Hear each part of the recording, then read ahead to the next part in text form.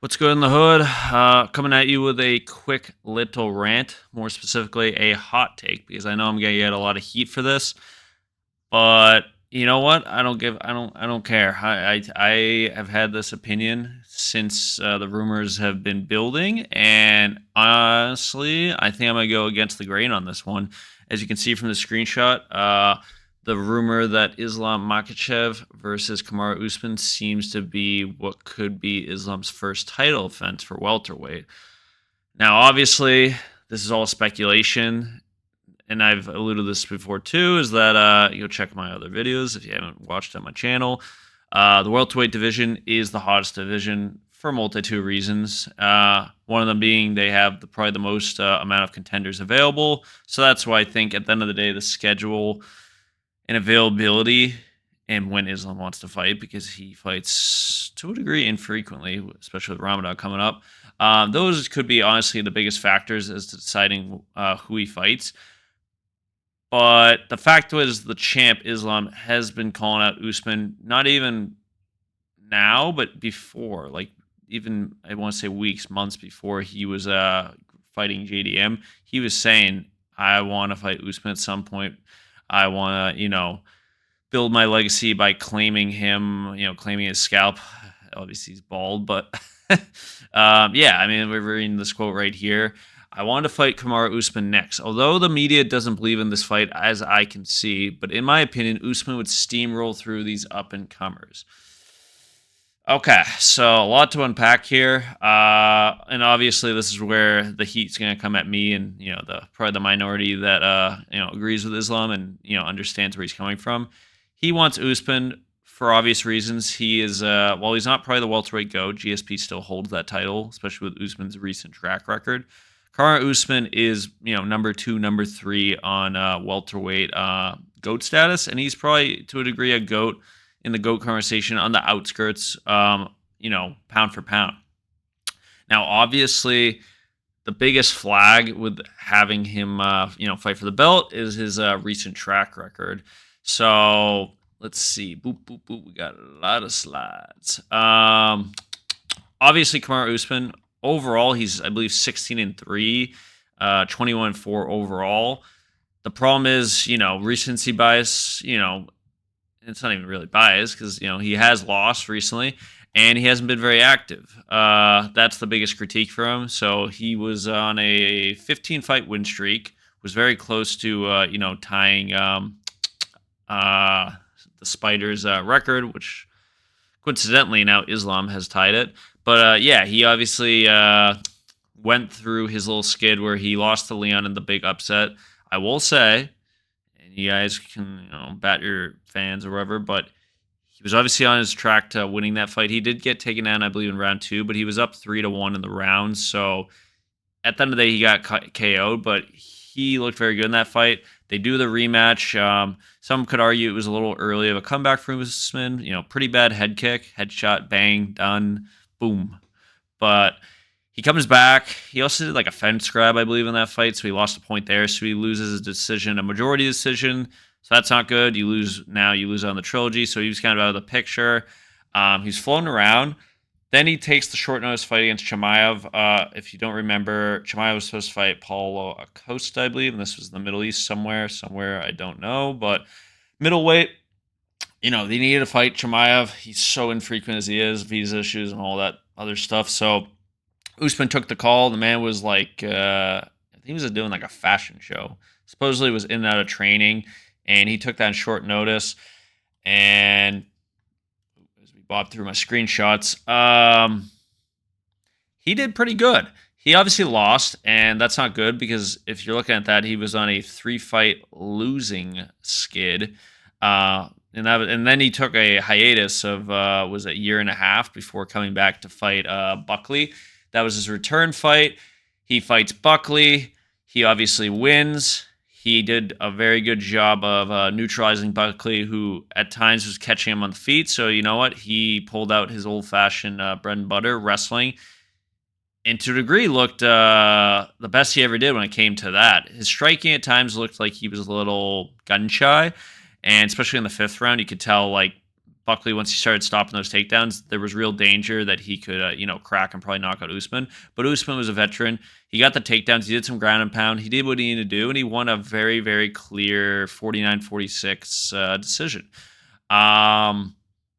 Buckley at the time, I believe, was ranked number 7. He was on a 5 or 6 win streak since moving down to welterweight. So it was a pretty good win to reestablish Usman as, hey, you're not completely washed like some of your other peers like Covington, Wonder Boy, these other guys there, Gilbert Burns, where they don't seem to have any chance of ever getting back into that top 5 after, having a pretty good run themselves. So Usman came back, after this long layoff. He got his big win against a contender, someone who probably was maybe 2 wins away from probably getting a title shot himself at the way he was going with the finishes and all. But yeah, I mean, the controversial take is, does this merit a title shot? Normally, no, but you have to consider some facts. First, Kamaru Usman, probably the biggest name in the division. Perhaps not, but I think he is just for general name value. He's been around the division for years now, and he was the champion for numerous years on top of that with a lengthy title run. So he definitely transcends casuals and obviously the pros like myself. Yes, I'm a pro. A pro with 10 subs. 9, actually. But yeah, I mean, you go through the numbers. Obviously, JDM, he's completely out of the picture. He lost the belt. Ian, he's a pretty big name, a little more of a young and up-and-comer. Obviously, a very strong country behind him. Shavkat, he's an anomaly just because he went through what Usman went through before, which is you haven't seen him for a year. He was injured, obviously, so it's justifiable, but he's just lost a lot of his presence and aura, even though he's still on his winning streak, undefeated. Michael Morales, also undefeated, but I think he's, in some ways, one of the most unknown. He does have a following, but again, it's a lot of it's his country, the country that backs him. And you could argue a lot of people in the U.S. didn't really know him until, especially his last performance against Sean Brady. So while he is definitely hot and up and coming, again, he's just someone that up until, what was it, a couple of weeks ago, a month ago, a lot of people didn't know who he was. And now they're obviously hopefully doing their research and looking up, his past wins and all that. Bilal out of the picture, took his loss against Ian. Prates, very hot, but he has a loss against Ian, so there's that asterisk, and Ian, above him on the rankings. Sean Brady obviously took the L. He was the sacrificial lamb to get Morales into the top 5, so he's kind of looped out. And then you have Kamaru Usman. I would imagine, don't track me on this, don't check me on this. Well, maybe you can if you want in the comments, but I believe Usman probably has the most followings on Instagram. And again, he's been in the block for so long. I mean, he debuted back in, like I said, he has 19 fights in the UFC, 16 wins, all the way back to, let's see, and look, he even had a win against young Sean Strickland back in the day, 2015. All the way back in 2015. So almost over 10 years in the company. Like I said, he's reached the pinnacle. He had what was this guy's? I'll have to look up that guy after. Has a generational run, 15 wins, a lot of good names under his belt. Colby Covington twice, especially when Colby was at his peak. The first time they fought, one of the best fights I've ever seen. Obviously ended Tyron Woodley's run, who at the time I think was on 4 or 5 title defenses. Rafael dos, I think Nachos is how you say it. Damian Maia. Jorge, when he was at his peak, got another win against Jorge with that nasty finish. Gilbert Burns, when he was at his peak. And honestly, this is actually where I would favor where Usman, because Islam, his argument is that he seems to think that Usman can probably run through all his up-and-comers. So what he's alluding to is that these other potential challengers like Carlos, Ian, Shavkat, though I think is just out of the picture. He needs a fight, so he's kind of out there. We're going to boot him out. And Michael Morales. So it comes down to these 4 gentlemen. He's arguing that he could smoke all 3 of these fellows. And I get where he's coming from in the sense that all 3 of these guys, and he probably has the best grappling background of all of them, thanks to his parents, judo and all that, but Yeah, based off their track records and the fact that Usman track record literally is I'm a wrestler. I can take down almost everyone. Chimaev really was the only one that he literally had no and you have to keep in mind too, it was short notice. Um he was definitely undersized, underprepared, and Chimaev was probably the most dominant wrestler currently, all weight classes considered. So he moved up, was able to stop a lot of takedowns, survive, getting the body lock, all that. So I can see where Islam's coming from. Where Kamaru, yes, I could see him, assuming he doesn't get caught, that he can take down Carlos, kind of like we did with Buckley, especially if it's 3 rounds. He can beat him. Ian, it would be tough, but Bilal and Kamaru, I think, are two different tiers of grappling. I think Bilal doesn't have as much of that explosiveness that we saw from Usman when he fought Buckley, where he was double legging through Buckley just in like right in the open of the center of the cage, whereas it felt like Bilal at times relied on pressure, put you against the cage, grind you, and that's something that Ian was able to game plan for. I think he would have a hard time with Usman once Usman realized, like, hey, I'm much more physically imposing. You're taller and lankier. But also, I just think Usman is a lot more built even than someone like Bilal, who's, he's a thick boy to a degree. Thick in the head, maybe. Morales, again, I think, and this is probably my own deficiencies, he's just to a degree a wild card. I mean, he has a lot of wins. A lot of them have ended early. So maybe that's why it's tricky. The Sean Brady one,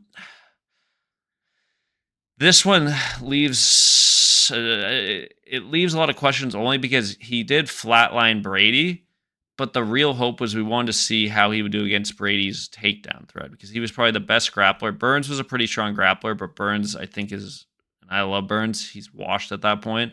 Did not he? It was just as bad as Brady, but the thing is, Brady you could argue is in his prime, whereas Burns wasn't.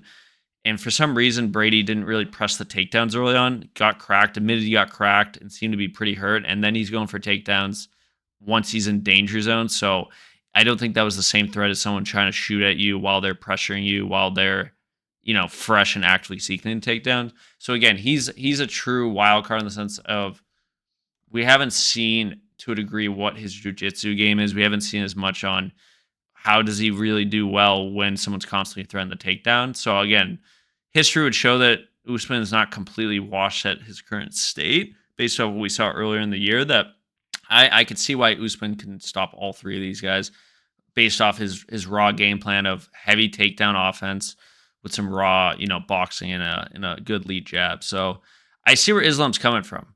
Strict history, even with the recency bias, but the recency bias favors Kamaru in some ways because no one has shown the ability to stop Chimaev's game plan. The only other guy to really do that is Burns, and that was arguably peak Burns, and Chimaev was cutting a lot of weight for to make welterweight. So at middleweight, Robert Whitaker couldn't do anything. DDP, he was a wet blanket over him. Chimaev is, like I said, probably the most dominant champion right now. Even I would say even more dominant than Islam. Even with Islam's performance at welterweight, I would still put Chimaev above him. And Usman on like 3 days' notice flew over to I don't know how he got to the Middle East so fast. He got over there, was definitely undersized on fight night, and did very well. And yes, the disclaimer: Chimaev, I believe, broke his hand that fight. So there, but you can't factor in the sense that no one's 100%. That's like saying okay, but Usman, was probably not cardiovascular in shape even for 3 rounds, and he looked pretty damn good in the 3rd round and was stopping a lot more takedowns. So I like the matchup. My honest prediction is first is who's going to get it. I think it's going to come down to availability. So Islam probably not fighting January. Well, he's not fighting January, February, March, and Ramadan is, I believe, February into March. So it's like 5 or so weeks, something like that. So he's not trained through that. So I see Islam probably fighting. If they don't put him on the White House card, he's probably going to do, I don't know, April, May, if not June. They're definitely going to try to put him on as soon as he's available. And it comes down to who's hurt and who's not hurt. And then from there, it appears just like based off what we saw with Justin Gaethje and, Patty and Volkanovski versus Diego Lopez, my boy Diego, root for Diego. Obviously, they're prioritizing some business, especially with this new Paramount era where, big main events are, Paramount. Get it? And, Islam, Usman, if you can get past if Usman's past his prime or not, it's a big fight. Like, this is something where, especially the fact that Islam, even though he looks like, a perfect match size wise for a welterweight, the reality is Kamaru's been a welterweight his whole career. So you could still say, I don't know, you could still almost to a degree think like he still has that slight advantage of I've been a welterweight for the last 15 years. Islam maybe still hasn't fully reached his body composition. So it just makes me think Usman is probably the only guy out of the four I mentioned, Shavkat being the true dark horse, so it's hard to say with him, but Usman's probably the one with the best takedown and wrestling credentials where even if he doesn't get a takedown Islam, which I don't know if he might threaten it, but he wouldn't chase it until maybe he realizes Islam's like, starting to gas. I just feel like he's going to do what someone like JDM or some of these other contenders couldn't do. Like, he's not going to get stuck at bottom. He's going to stop takedowns. He will get taken down. That's a fact. Islam's probably definitely the better wrestler. But Kamaru even showed Chimaev where, hey, like, you can take me down, but I'm not just going to be like, completely dead on the bottom where you can take advantage of me. Like, sure, Chimaev got him in a pretty compromised position, but round two, Usman was totally fine, stopped takedowns, and was, doing damage on the feet. So this is where the fight would probably be a stand-up fight, and that's the way to beat Islam, I think, to a degree, because you're probably not going to be able. There's only like one guy, and this is on my fantasy booking. Someone like if Chimaev went down to welterweight, that's like one of the few guys that would actually put danger where they could actually really push Islam, take him down, and use that as a way to tire him out and potentially, finish him that method. Other than that, you have to just, keep it on the feet and go for the knockout. Is Usman? Yes, he has some knockouts here and there. He's by no means as threatening as Carlos. Obviously, Carlos probably has the most dangerous knockout power of these four. Morales probably close second. So there's that. Those are the two reasons. Those are the two. Those are why those two are definitely very popular, because we could see Islam finally taste defeat in that fashion, no less. Ian obviously is a decision king. I believe. Let's see how many decisions he has. 1, 2, 3, 4, 5. Okay, he has one back in 2023 against Rodriguez, a finish. Yeah, he's a gamer in the sense that he's presumably going to do exactly what he did with Bilal to a degree, which is, distance management, use the cage as much as possible, and just try to point fight him, which would be extremely hard on a 5-round fight where, Islam presumably doesn't lose his gas tank and would eventually get the takedown.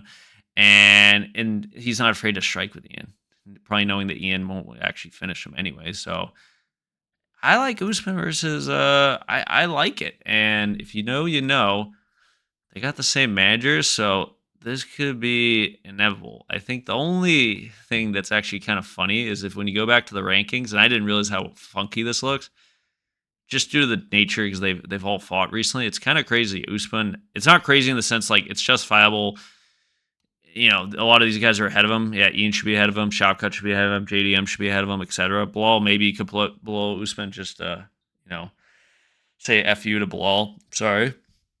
Sean Bray maybe below Usman just because of how bad his finish was that he lost. But it's like, I don't know if they've ever booked a guy at the eighth ranked to fight the champ that wasn't short notice. So that is something where similar how they did with Patty, where Patty was like 6 and he just magically entered the top 5. Now he's in an intern fight.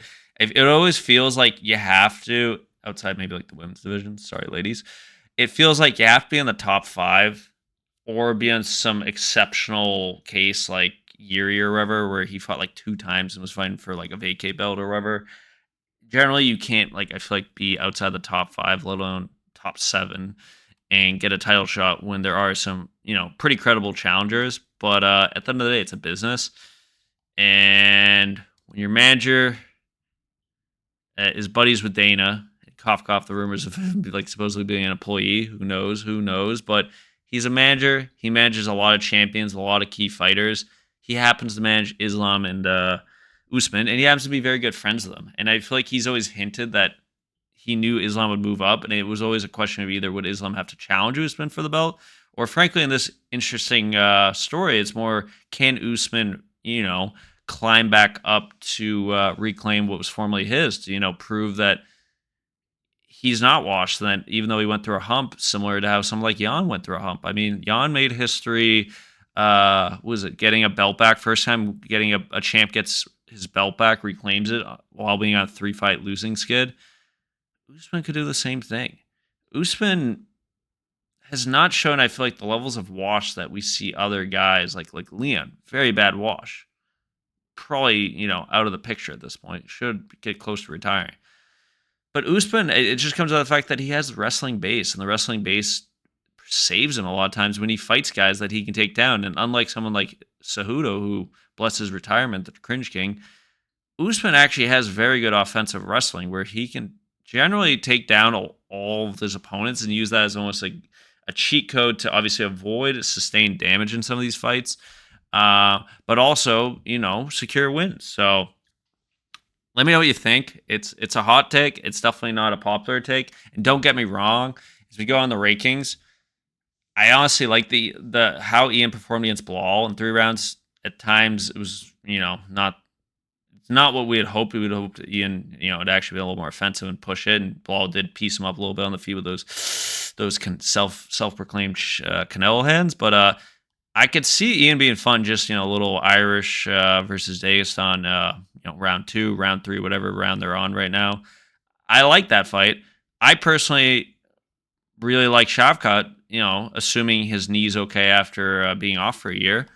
And frankly, if you did depending on the time, if Morales versus Carlos fought, the 2 real young up and coming bucks, knowing that they're guaranteed one of them's gonna get finished, and they fight around, January, February, probably February, and the winner of that comes out pretty unscathed, they could easily, especially off a knockout, I could see them, getting the shot, and I wouldn't complain. But on the current basis, especially if this is already in the works, which it probably is, because it's a little blurry.